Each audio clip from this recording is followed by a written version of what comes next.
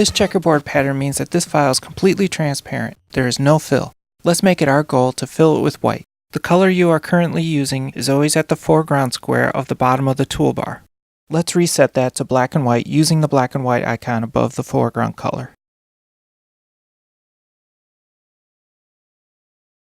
And just to the right of that is the arrow icon to swap the foreground and background color. Filling the selected pixels or the entire canvas with the foreground color is probably one of the most common things you can do with Photoshop. With something so common, you should probably know the keyboard shortcut to fill, which is Option-Delete.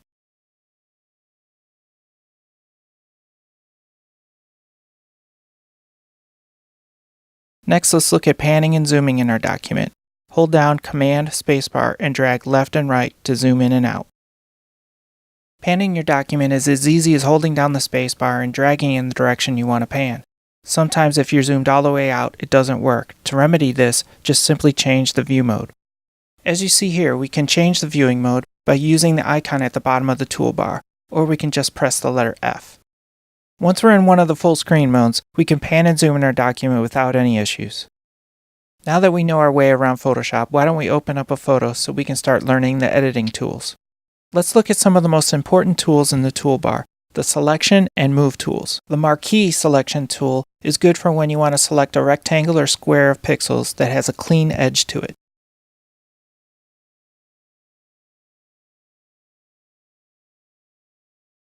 Then to move the pixels, use the Move tool at the top of the toolbar. These pixels are not automatically put on their own layer, so if you deselect or drop the pixels and you try to move them again, you won't be able to.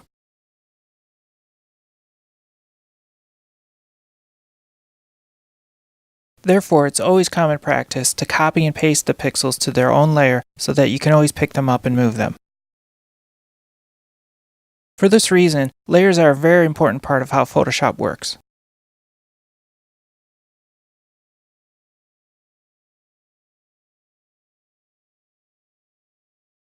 Next is a Lasso Tool, which lets you select pixels in any sort of freeform shape.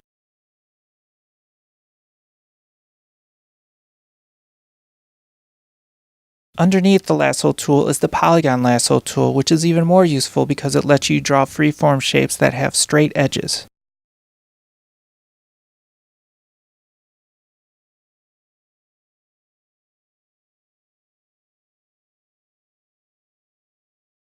This time around, to copy and paste to a new layer, we'll just use the keyboard shortcut Command-J.